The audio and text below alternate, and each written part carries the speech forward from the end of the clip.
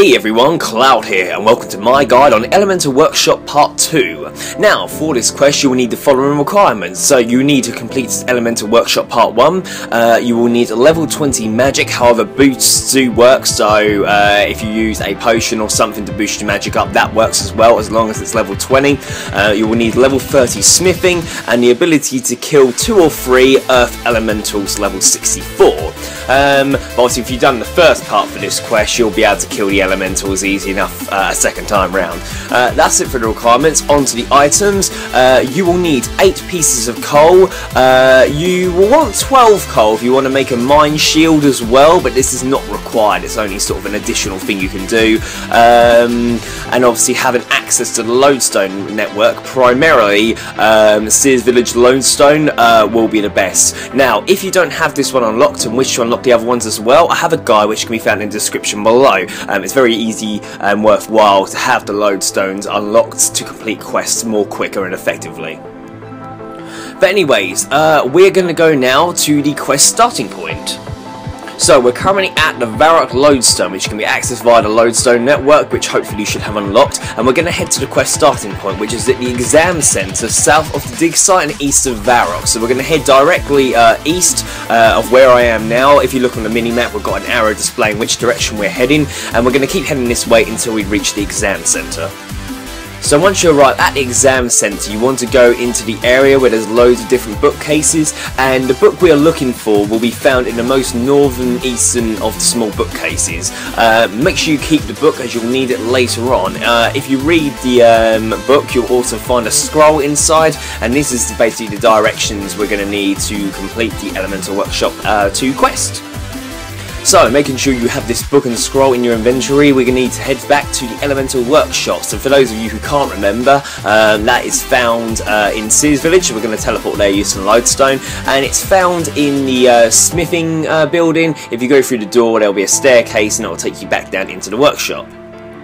So, once you climb down the stairs, it's very important not to move anywhere for this next part. So, what you want to do is read the scroll and you'll be given directions. Now, you need to find these directions and actually do it properly, otherwise you won't be able to find the key in the machinery. So, this is what you need to do. So, as soon as you go downstairs, you need to walk 2 spaces north, 2 spaces east, 2 spaces north, 2 spaces east, 10 spaces north, and finally 4 west. Like I said, if you don't do it precisely like that, when you if you go and just search the machinery, which I'm now doing, you won't find the key unless you do what I've just done, so make sure you do it. It is also necessary for you to have opened the book and taken the scroll before you search machinery, otherwise how would your character know? Unless you're following the guide. Funny that, eh? Right, so next we need to go and mine 2 or 3, depending if you want a mine shield at the end of the quest, like I said. Elemental ores, which can be found in the west building. For those of you who can't remember, when you go to mine an earth elemental ore, it will turn into a earth elemental monster, and you need to kill it before it will drop the elemental ore. So you need to make 2 elemental bars, or 3 if you want the additional item as well, and obviously either 8 coal or 12 coal in order to smith them. But we need to go into the furnace, which was in the southern room, and turn your elemental ores into elemental bars. Once you've done that, we now need to head back into the middle of the room and open the hatch, and now we'll be able to go downstairs. So, once you've gone down, you'll be in another workshop area. Now, we need to make mined bars, but first we need to kind of repair this workshop as we go along. You can go and repair it out of the way, but I find it just as easy to fix each part as it makes its way around, but it'll make sense in a moment. So, you want to go over to the most southern point where you'll see like a crane, and you'll notice a crate, and you want to click the option to take from the schematic crate, and there'll be an option for the crane and the lever. Make sure you take both of these, as you're going to need this to be able to proceed.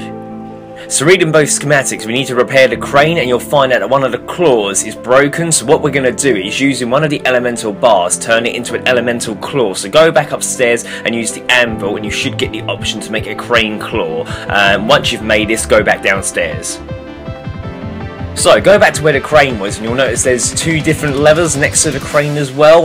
You have got a western and eastern lever. Now the western lever, I believe, sorry if I get this wrong, but both are either. One of them basically rotates the crane and one of it lowers and heightens it. I'm pretty sure it's the western one that changes the height and the eastern one that rotates it. Either way, you want to make it so the claw comes down so you can then use your replacement piece on it to fully repair it and then pull the lever to make it come back up.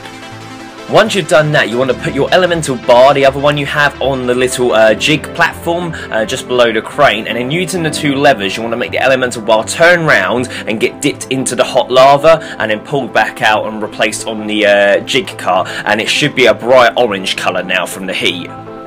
Once the elemental bar is orange and the crane's back up, you'll notice there's a lever just to the north of you.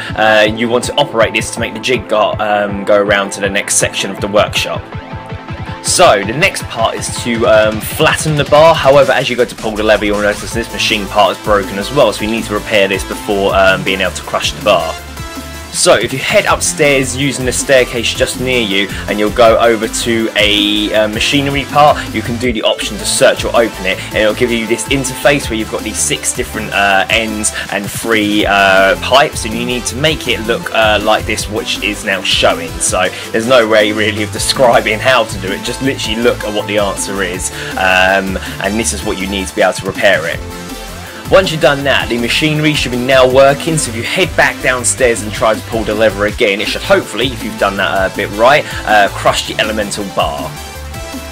Once you've done that, go back to the lever which you used to make the jig cart go around and pull it again to make it go around to the next section.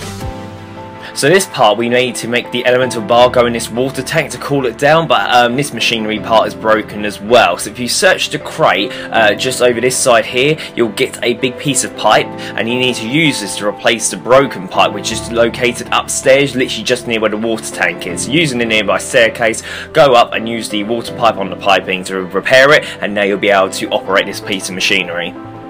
So once you've done that, head back downstairs. We now need to make the elemental bar go in the water tank. So, making sure you've got no water in the tank. If you have, just use the different valves to get rid of it. First you want to pull the lever to open the door, and then you'll notice there's like a corkscrew. If you use that twice, you should be able to then make the bar go inside the tank, and then after doing that, close the door again using the same lever you pulled a moment ago. Then using the 2 water valves, turn them both on to make the water fill up, and that will cool the elemental bar right down. Once you've noticed it's changed colour, pull both of the valves again to get rid of the water, and then repeat the process to get the jig cart back out of the tank. So pull the lever, use the corkscrew twice, and then pull the lever again to shut the door. Once you've done that, go back to the lever that operates the jig cart and pull that again to make it go around to the final piece of the machinery, which we need to repair in order to finish off making the elemental bar into a mind bar. So the next part of the machinery would be used to make it finish being cooled off using the fan, but the fan won't work properly because it's missing some cogs. So we need to find the cogs first, which are actually scattered around this area. So if you literally just go around this entire area and search all the crates, you want to find in total a small cog, a medium cog and a large cog. Now some of these crates are also upstairs where we fixed certain parts of the machinery earlier on, so search up there as well, and I'll speak to you once you've found all 3. So once you have all 3 cogs, you need to put them on a certain pin correctly to be able to fix it. Now if you do what I do and just zoom right in, it makes it easier making sure you put the cog on the relevant spindle to repair the machine correctly. So you want to put the large cog on the very sort of right pin, the medium sized cog on the most southern cog, the most lower down one, and then the small cog on top. And if that's done correctly and you pull the lever, the fan should start to blow, which will finish cooling off the elemental bar. Turn the fan back off and then use your jig cart lever one more time to make it come back round to you. So once the jig cart comes back round to the start, use the take option and you'll receive a primed bar. So now the bar is all prepped ready for us to do our final piece, turn it into a mine bar, and this is where the level 20 magic comes into it. So if you go back, if you go downstairs, you'll notice there's another set of stairs to go down, and you'll notice down this area there's a mines door. Open that up and go through, and you'll notice there's a little like sort of table to be able to put the primed bar on, and there's also a chair. Sit in it and it will drain all all of your magic down to like level 1, not obviously permanently, like temporary, and then it will turn the primed bar into a mind bar, and that's it. That's how you make one. So quite a long-winded process. Now this is obviously to now make the mine helmet, which we're going to go back upstairs to make. However, if you want a mine shield as well, you're going to have to repeat this process to make another mind bar. Obviously you won't have to repair the machinery again, it's fixed permanently now, but you need to still do the same routine. And obviously because of your magic draining, you'll need to make your magic go back up by using potions or healing, otherwise it will say you haven't got the magic level required to do it.